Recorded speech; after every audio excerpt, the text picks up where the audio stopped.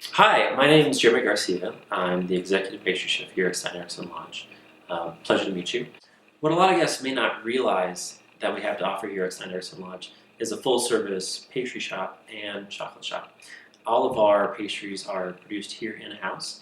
There are many things that we produce, from the desserts for Glittertint and the Troll Hall and Lounge, as well as desserts for all of our staying guests. We do amenities, breakfast items, and one of the things that I'm very proud of that we have to offer here are our special bonbons and chocolates that we do for in-room amenities, and we also offer these in the restaurants that can be purchased a la carte.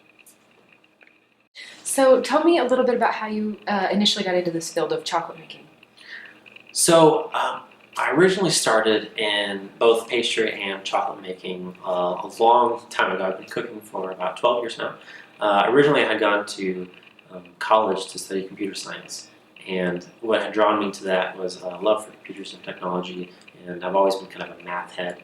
But while I was in college, I realized that there was something about actually sitting in front of the computer all day that I didn't want to spend the rest of my life doing that. And what I really had a passion for was, creating things with my hands. And cooking was something I always did on the side, and so I had gone to culinary school to learn basic culinary arts, and I originally wanted to just be a savory chef.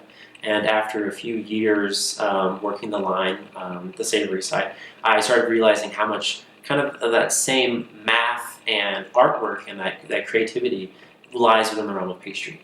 And so one of my first pastry jobs was working at this small cake shop in Colorado Springs, Colorado. And there I was working under this lady who made wedding cakes and all sorts of small pastries. It was a very, very small shop, but it was very intimate and fun, and learning and meeting all the guests and learning how to make basic cookies and cakes and pies, and finding that artistic creativity making wedding cakes really started to draw me into the realm of pastry. And from there, it was all about making a la carte desserts, making special boutique pastries, and then eventually moving on to learning all the aspects of chocolate production. That's quite the process. You touched on the artistic side of your field and the industry. Can you expound upon that a little bit? Yeah, I think the unique aspect of pastry within the culinary field is that with pastry, you're really open to using skills and techniques from lots of other artistic fields that typically use different non-edible mediums. And so with painting and sculpture and design, we can take a lot of those elements and bring that into our cooking and use that to provide something for the guests. Not only tastes delicious and it's kind of this great end to their meal, but something that's visually striking, visually stunning, because we're really allowed to, work with chocolates and sugar work that kind of lets us use a lot of those fun techniques and kind of showcase some of our artistic creativity. Can you also touch on the history of chocolate making? I mean, it's been around for eons. Can you talk a little bit about that? So chocolate itself dates back at least 2,000 to 3,000 years. It harkens from Mesoamerica, and originally it was used as the source of a lot of drinks. It was incorporated into different drinks and spices, and it wasn't until much, much later that the Europeans discovered it and brought it back to Europe. And that's then when it kind of found more of its way into pastry and started to become appearing more like the chocolate that we know nowadays. Chocolate bonbon itself, the small chocolates that we like to make here, those date back to probably about the 17th century, and they started with bonbons and truffles and what they also call pralines or dipped chocolates. But bonbons themselves, they're based around this idea of something that's visually striking, it's small, you can be eaten within 1 or 2 bites, that's focused on the chocolate itself. And lately there's been kind of a renaissance within that field of finding new ways in presenting these chocolates, incorporating more unique flavors, and finding kind of new techniques. For a long time, what most people would think of when they would think of chocolates would be a little heart-shaped cardboard box with a variety of different chocolates in there, none of which were very visually appealing, or the flavors were kind of middle of the road. But now the focus is really on using high-quality ingredients, on more artisanal, handcrafted products that are incorporating, lots of kind of new advances and techniques within the pastry to make, visually striking, very delicious bonbons that are unique to whoever they're being produced. Okay, that's great. And you touched on quality ingredients and kind of what goes into that process, but not all chocolate is created equal, would you say? That's correct. Most people think of chocolate, they're going to be thinking of the chocolates that either get from the shelf in a convenience store or off the shelf in a grocery store when they're putting into chocolate chip cookies. But the chocolates that we're using have a much higher percentage of chocolate within the chocolate itself, so the flavor is much more strong. It's not as high as in sugar content as you find in the store. And then with the higher quality chocolates, you're able to actually make the bonbons. You can't make a classic bonbon or chocolate with most of the products you find in the store because of a few of the steps in making. You need a very proper tempered chocolate. A tempered chocolate is going to give you that nice glossy shine that you would see on a bonbon. It's going to have that nice kind of snap and crunch when you bite into it. And then finally it's going to have that really delicious flavor that you're looking for. More inferior chocolates are going to be they have less cocoa percentage, a higher quantity of sugar, and the flavors are just kind of a little bit muddled. But we like to use very high quality European chocolates, either from France or Switzerland. For those chocolates, we like to, since the emphasis of the bonbon itself is the chocolate, we have to make sure that the chocolate we're providing for the guests is the best that it can be. Sure. So aside from quality ingredients, which is one of the core pieces to making good chocolates, of course, what is it behind Stein's process and a little bit of behind the scenes action that happens to make our chocolates different and set us apart?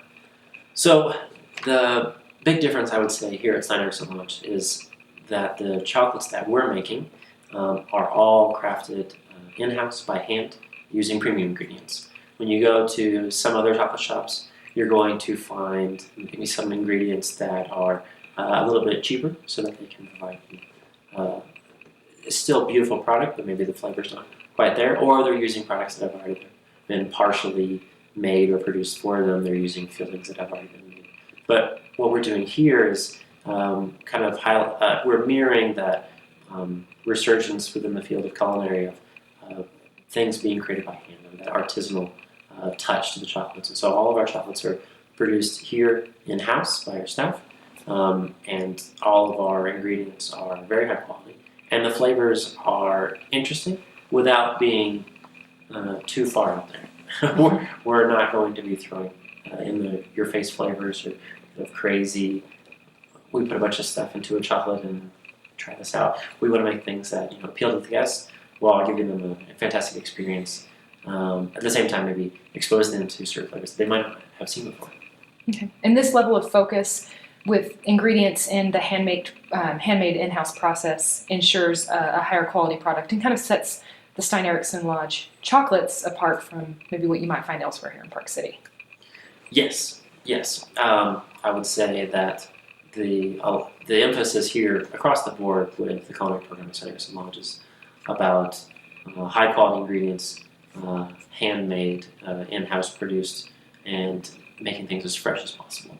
We want to provide the best culinary experience that we can for our guests here, and not just provide a beautiful hotel in a fantastic location, provide food that is top quality. Okay, great.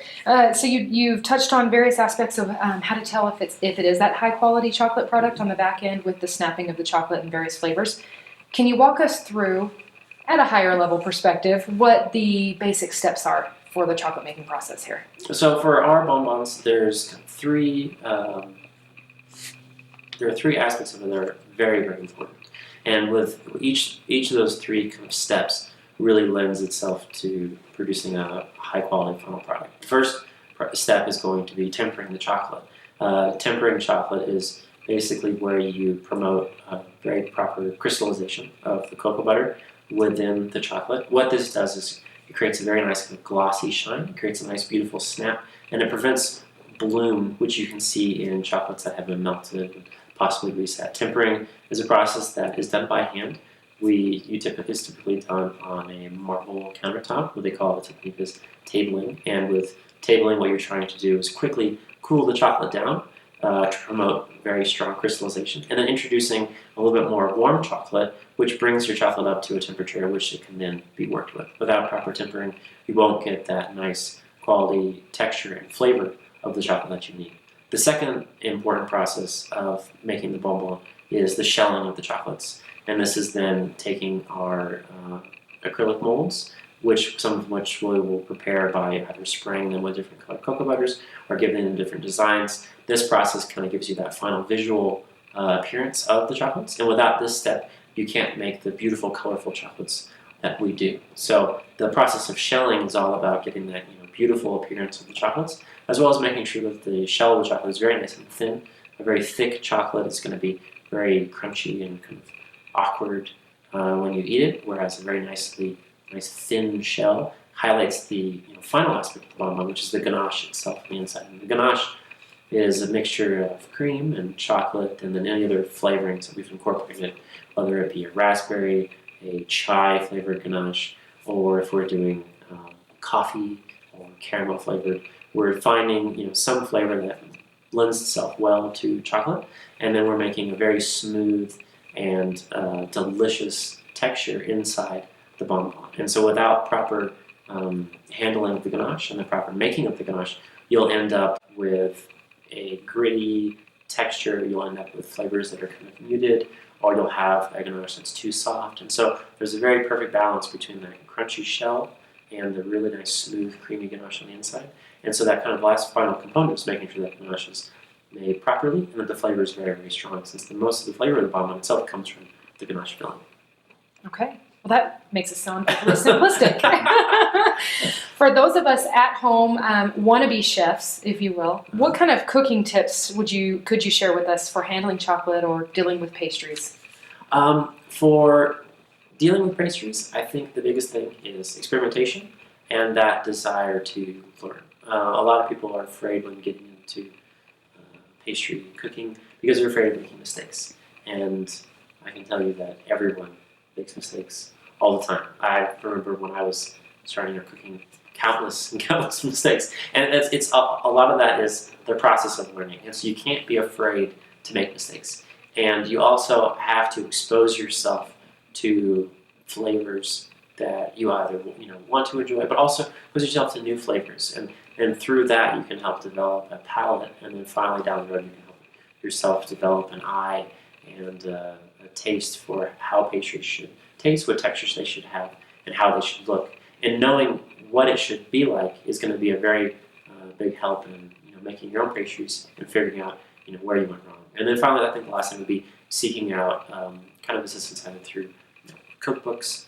There's plenty of sites online that will offer visual techniques, classes, and so on, and kind of learning from those who have come before. And there's lots of chefs out there who are very willing to explain different techniques. But it's through kind of all those things together, taking those cookbooks and actually going through and trying it, and then putting yourself out there and trying stuff from different restaurants and different shops and tasting it and seeing how it should be, and then getting that willingness to go back home and do it yourself. And don't ever be afraid to splurge a little bit and get the higher quality ingredients, especially when it comes to chocolate.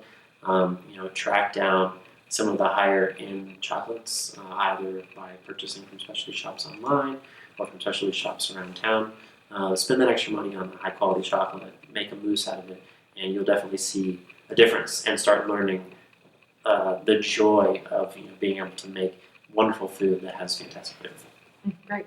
And you brought some examples of some of the high quality product that you're referencing. Would you mind giving us a visual of that and talking a little bit more about what this is? For the shells of the bonbons and the fillings of the bonbons, we're using a variety of chocolates. One of the chocolates that we use is Cocoa Berry, which is a French chocolate. French and Swiss chocolates are some of the highest quality in the world, and the reason for that is just because of the percentage of chocolate they have within the chocolate. This one right here is just a simple white chocolate. We use it for our white chocolate bonbons. The percentage of cocoa in this one's about 30%.